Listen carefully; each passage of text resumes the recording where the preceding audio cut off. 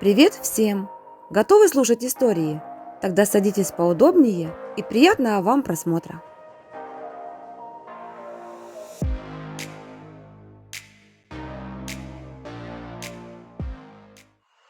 Июня 2004 год. 6:01. Полная луна освещала небольшую полянку, расположенную посреди хвойного леса. Все вокруг казалось голубовато-белым из-за необычайного света, исходящего от луны. На зеленой молодой траве виднелись темно-алые пятна, а где-то вдали слышался одинокий вой. Шарлотта медленно поднялась с колен, прижимая руку к левому предплечью. Одежда женщины была разорвана и испачкана, волосы растрепаны, глаза горели ненавистью.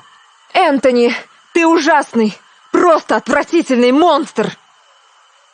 Яростно процедила она эти слова, зажмурившись в конце фразы от боли.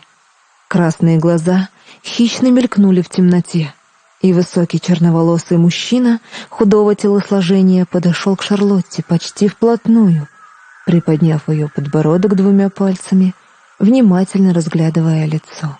«Знаю, а ты такая беззащитная и чертовски красивая жертва. Ты такая жалкая, Лотта. Я бы убил тебя, если бы не тьма». Он поморщился от отвращения, опуская подбородок светловолосой и отступая на шаг. Словно ему было противно в тот момент находиться рядом с ней. «Не смей называть так нашу дочь!» Яростный крик вылетел из ее уст. «У тебя нет на это никаких прав! Ненавижу тебя!» Она дернулась вперед, пытаясь ударить Энтони, но обессиленно упала перед его ногами. Мужчина ехидно усмехнулся, посмотрев на когда-то любимую Шарлотту, всеми силами сдерживаясь, чтобы не уничтожить ее окончательно. «Люди, глупые существа, пытаются сделать что-то, находясь на грани, при этом зная, что ваш конец уже наступил. Конечно, я оставлю тебя в живых, иначе будет много ненужных проблем. А мне очень не нужны лишние проблемы». Энтони присел на корточки перед ослабевшей Лоттой. «Ты знаешь правила. Ты должна молчать, иначе я убью тебя и Челси. Осознаешь, что это не составит мне особого труда?» Шарлотта приподнялась на локтях, чувствуя запах травы, смешанный с запахом крови. «Я помню. Постарайся не появляться в жизни Челси. Гадкое чудовище!» Мужчина тихо засмеялся, выпрямившись. Его смех становился все громче, а затем резко затих. Энтони схватил женщину за запястье, притянув к себе. «Как же я хочу убить тебя! Выпить всю твою кровь до последней капли! Но тогда некому будет растить ту, которой принадлежит кулон тьмы». Поднеся свою свободную руку к губам, мужчина впился клыками в бледную кожу, а затем прислонил окровавленную ладонь к губам Шарлотты. «Тот, кто испьет кровь вампира, полностью излечится от всех болезней. Мы уже несколько сотен лет не жертвовали своей кровью, но тебе выпал такой редкий шанс». Наклонившись к уху Лотты, Энтони тихо и томно шептал каждое слово. Шарлотта слегка приоткрыла рот, вяло слизывая кровь с ладони вампира. Тут же почувствовалась долгожданная легкость, и Лотта облегченно выдохнула, отталкивая руку Энтони. Если вначале ее глаза горели неистовым огнем, то теперь взгляд излучал только пустоту и равнодушие. «Скоро тебе станет легче. Не забывай об условиях и вырасти чёс достойно. Сделай ее лучше из вампиров». Сверкнув глазами, он развернулся и в мгновение ока исчез, оставив после себя слабую сероватую дымку. Шарлотта посмотрела на небо, глотая слезы боли и разочарования. Раны медленно заживали, а боль проходила, но осадок от слов Энтони остался. «Лучший из вампиров», — прошептала женщина, запрокинув голову и отчаянно закричав.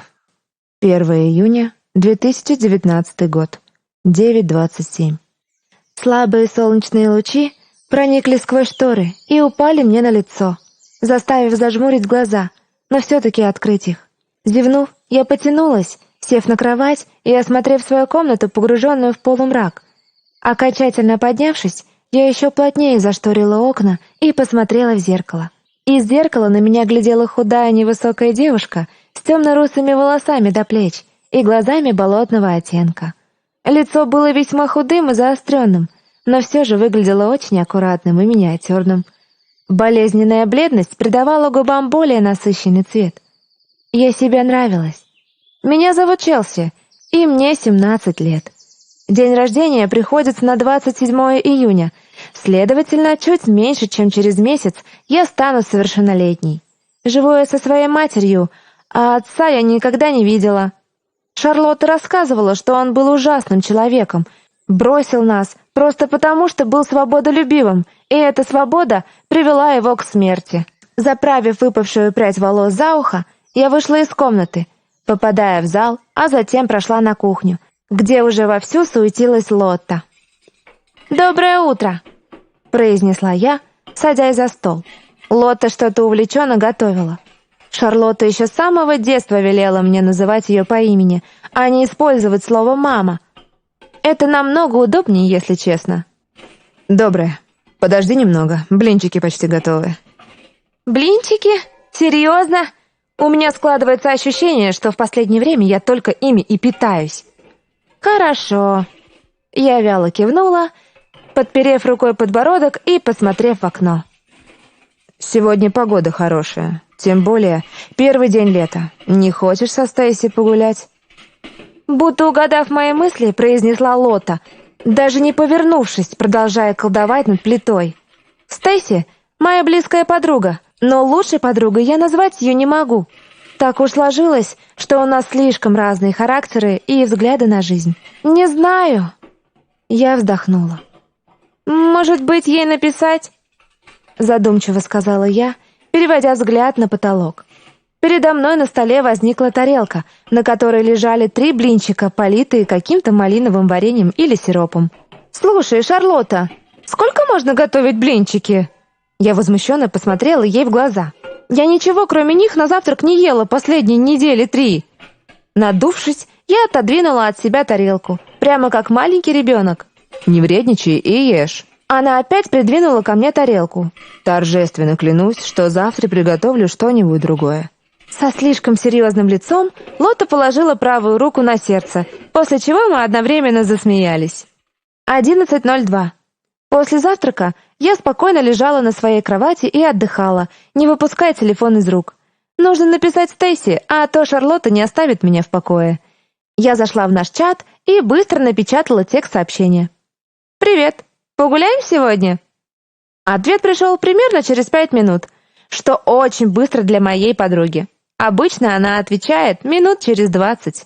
Минимум. «Привет, я не против. Давай минут через 40 в нашем парке. Позвони, если что». «Хорошо, до встречи».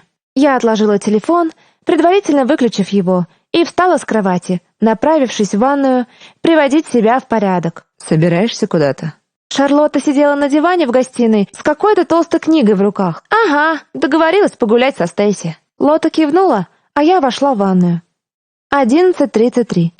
Теплый летний ветер дул мне в спину, а волосы надоедливо лезли в лицо, заставляя жалеть о том, что я не заплела их в косичку или хвост. Я шла в сторону парка, на ходу заправляя краешек серой широкой футболки в джинсовые шорты. Дойдя до парка, я вытащила из кармана телефон и посмотрела на время. Пришла я как раз вовремя, так как от парка до моего дома примерно 10 минут пешком. Сегодня было тепло. Я прищурилась, смотря на солнце. Никогда его не любила. Сколько себя помню, мне всегда нравилась облачная погода. Я любила дожди и моменты, когда солнце пряталось за тучи, принося освежающую прохладу. Быстро найдя тенек, я села на нашу любимую лавочку под ивой, которая почти полностью скрывала ее от света и любопытных взглядов. Осталось только дождаться Стейси. Сегодня я подумала об этом, когда подруга отодвинула ветви ивы руками и заглянула в убежище, приветливо улыбнувшись мне. «Привет, Чоус». Именно так она меня называет. Это своего рода кличка, и она мне нравится. «Опять ты от солнца спряталась? Я даже не удивлена». Блондинистые волосы, подстриженные под каре, весело трепал ветер, а в глазах сине-серого цвета мелькали озорные огоньки. Как обычно, Стейси была радостной и веселой. Она зашла под ветви, сев рядом со мной на скамейку, и я перевела на нее взгляд.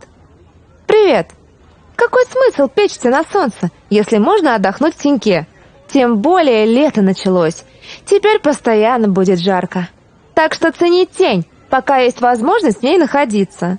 Я сказала это достаточно строго, может, даже поучительно, а Стейси прыснула, прикрыв ладонью рот. Пусть даже я не очень люблю общаться с людьми, со Стейси мне всегда весело и интересно. Именно поэтому я считаю ее своей самой близкой подругой. Она из тех людей, с которыми можно болтать на абсолютно любые темы.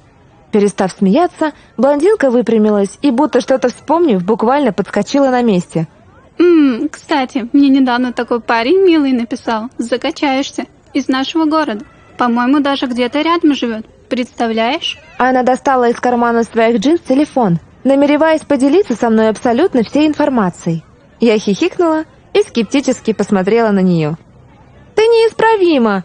— сказала я, однако с интересом уставилась в телефон подруги, разглядывая фотографии. Парень действительно был очень красивым, но в его глазах было что-то, что отталкивало меня и пугало.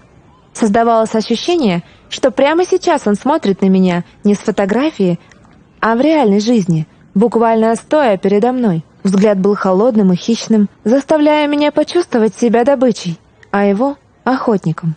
Хей! Подруга помахала ладонью перед моими глазами, и я вышла из оцепенения, моргнув несколько раз. Кажется, будто это фото имело свойство гипноза, потому что не хотелось отводить от него взгляда. Глаза парня и сам его вид заставляли чувствовать неуправляемый животный страх. Ты что, влюбилась с первого взгляда? Насмешливо произнесла она, выключив телефон, положив его обратно в карман. «Обязательно». Я попыталась выровнять дрожащий голос, отведя взгляд куда-то наверх. «Ты так и не сказала, как его зовут», — напомнила я, пытаясь казаться как можно менее подозрительной. Да, точно. Кайл. Красивое имя, правда? «Признаю, имя неплохое, но сам он выглядит как-то опасно. Тебе так не кажется?» Стейси фыркнула и закатила глаза. Не говори чепухи. Лучше пойдем купим мороженое. Она поднялась со скамейки, схватила меня за руку, вытаскивая на солнечный свет. Я недовольно заворчала, но ради вкусного фруктового льда готова была терпеть любые мучения.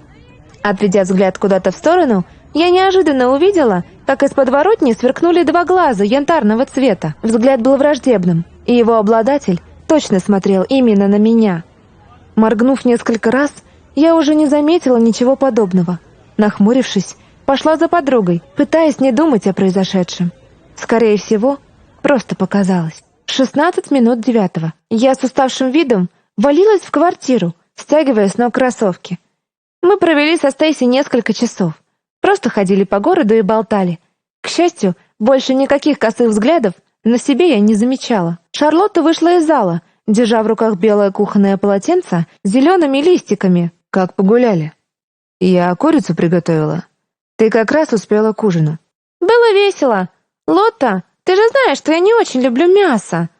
Из всех подобных блюд я более-менее переношу рыбу, а все остальное кажется мне ужасным на вкус. Слышать даже не желаю. Я что, зря стояла и готовила? Марш за стол, дамочка, и это не обсуждается. Она опять скрылась в зале, а я тяжело вздохнула и поняла, что все-таки придется съесть хоть немного. В противном случае Шарлотта на меня обидится, и это будет не совсем хорошо. Тяжело вздохнув, я поправила футболку и, пройдя на кухню, села за стол. Передо мной уже стояла тарелка с кусочками печеного мяса и картофельным пюре. Я подцепила вилкой небольшой кусочек курятины и поднесла ко рту. Отвратительный запах, исходящий от него, заставил меня скривиться. Я хоть и не любила мясо, но никогда не считала все мясные блюда отвратительными. Никогда еще подобный запах не вызывал у меня такой реакции. «Лота! А я точно должна это есть!» Шарлотта недовольно покачала головой. «Так, что происходит?» — спросила она. «Я не хочу есть мясо», — ответила я, отодвигая тарелку подальше от себя, чтобы не чувствовать этого запаха. «И почему же? Я знаю, что ты его не особо любишь, но раньше ведь ела». «Слушай, я не хочу тебя обидеть, но оно ужасно пахнет». Я посмотрела на тарелку и снова поморщилась. Лицо Лотты будто окаменело в тот момент, Глаза потемнели, а сама она смотрела в пустоту. Как быстро пролетело время. Ее голос был таким холодным и равнодушным, что я недовольно вздрогнула. «Что?» Лотта моргнула пару раз и села напротив меня, внимательно посмотрев в глаза. Чёрт, дорогая, ты видела сегодня что-нибудь странное? Возможно, встречала кого-то необычного? Я с непониманием уставилась на нее, а затем вспомнила того парня на фото и странный взгляд в темноте дворов. Когда мы со Стейси шли за мороженым, мне показалось, что кто-то следит за мной. Но я думаю, что мне действительно просто показалось. Глаза Шарлотты широко распахнулись. Она словно вспомнила что-то, что заставило ее испугаться. Какого цвета были глаза? «Чего? Ты меня пугаешь! Что происходит?» Прошу тебя, Челси, ответь. Это важно. «Янтарные!» Я вспомнила этот взгляд, и по моему телу пробежало стадо мурашек. Шарлотта встала из-за стола. Ее глаза снова приобрели прежний цвет. Так и знала, что они будут присутствовать. «Что? О чем ты?» Я поднялась следом. Челси, прошу тебя, не выходи на улицу. «Что за бред? Объясни мне все!» Я уже почти кричала. Поведение Лотты меня не на шутку пугало и злило. Она говорила загадками и абсолютно ничего мне не объясняла. Что все это значит? Почему она так отреагировала? Я не могу. С этого дня ты под домашним арестом. Тебе запрещается выходить на улицу. Но... Никаких «но». Это ради твоей безопасности. А теперь иди в свою комнату. Я шоком смотрела на нее. В голове не укладывалось, что моя родная мать сошла с ума. «Ты рехнулась!» Я быстро развернулась и побежала в свою комнату. Она абсолютно точно что-то от меня скрывает, знает то, чего не знаю я. Мне нужно срочно что-то делать со всем этим. От размышлений меня отвлек звук пришедшего сообщения. Взяв в руки телефон, я увидела, что мне написал тот самый Кайл, фото которого мне сегодня показала Стейси. Стараясь не смотреть на его аватарку, я зашла в чат. «Привет. Понимаю, может звучать странно, но нам нужно встретиться. «Привет. И зачем же?» Я могу объяснить тебе это только при встрече». «Ты ведь знаком со Стейси? Можешь рассказать все ей, а она мне передаст». Я понимаю, что ты под арестом, но ей я не могу доверить эту информацию. «Откуда ты знаешь, что я под арестом?» Если выберешься на улицу, расскажу». «Прости, но нет. Мне пора, пока». Не дождавшись ответа, я выключила телефон и отложила его подальше. Плюхнувшись на кровать, я устало прикрыла глаза. Почему все так странно? Поведение Лотты, этот Кайл. В какой момент все пошло не так? Через несколько минут я провалилась в сон. 23:47. В темной комнате сверкнула пара зеленых глаз. Высокий парень подошел к кровати, на которой крепко спала девушка. Его каштановые волосы были растрепаны, а привлекательное лицо имело резкие черты. Присев на корточки, он начал внимательно рассматривать лицо Челси. Совсем скоро. Постарайся не умереть. Услышав это сквозь сон, девушка сморщилась, как будто услышала нечто неприятное. Кайл поступает глупо. Поверь, лучше всех буду именно я. Он положил голову на кровать, ощущая дыхание девушки на своем лице. У тебя такой сладкий запах. Интересно, когда ты станешь вампиром, он останется таким же? Из темноты послышался шорох. Высокий парень даже не обернулся. Привет, Джим. Тоже пришел полюбоваться ею? Из темноты вышел другой парень. Его черные волосы были уложены в аккуратную прическу. Лиловые глаза излучали серьезность, а выделяющиеся скулы смотрелись очень красиво в слабом свете луны. Здравствуй, Эрик. Ошибаешься? Я пришел за тобой. Какого черта ты тут делаешь? Эрик ухмыльнулся, проведя ледяными пальцами по щеке Челси. А разве она не прекрасна? Хватит дурачиться. Нам достаточно того, что Кайл придумал какой-то план. По-моему, план Кайла не так уж и плох. Зеленоглазый все еще держал пальцы на лице девушки, рассматривая ее. Очевидно, вы оба хотите провалить задание. Эрик закатил глаза, убирая руку и вставая с корточек. Повернувшись лицом к Джиму, Он слегка прищурился и засунул руки в карманы джинс. Ты просто взгляни на нее. Он кивнул головой в сторону Челси. Как тут не провалить задание? Она же душка. Энтони будет недоволен. Нам стоит вернуться в дом. При упоминании этого имени Эрик скривился, но все же кивнул. Как скажешь. Скоро сюда должна прийти Мелисса. Мы будем только мешать. Почему именно Мелисса? Я тоже могу передать кулон. Не задавай идиотских вопросов, когда знаешь ответы. В следующую секунду помещение опустело. 6 минут первого.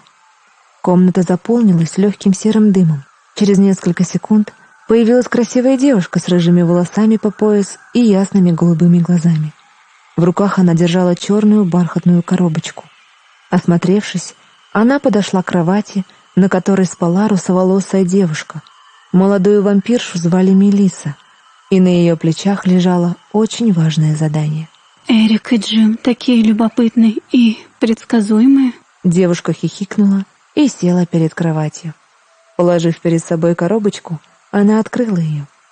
На черной подушке лежал изящный кулон-капелька с серебряной цепочкой. Камень в кулоне был темно-синим, с черными разводами. Аккуратно взяв его в руки, Мелисса начала тихо нашептывать выученные наизусть слова. Запомни свою новую хозяйку. Будь верен ей, служи правдой и честью. Подари ей свою силу, сделай ее великой. Оберегай от предателей и врагов, пока смерть не настигнет ее. Клянись тьмой. Закончив, девушка прикоснулась камнем к руке Челси. Черные сгустки начали двигаться, а сам кулон стал излучать слабый свет. Затем разводы остановились, а свечение исчезло. Это значило, что кулон принял свою хозяйку, а Мелисса выполнила задание. Положив кулон обратно в коробку, рыжая закрыла ее и аккуратно подсунула под подушку Челси. Приблизившись к девушке, Мелисса поцеловала ее в лоб и встала на ноги. Удачи, сестренка. Комната вновь опустела.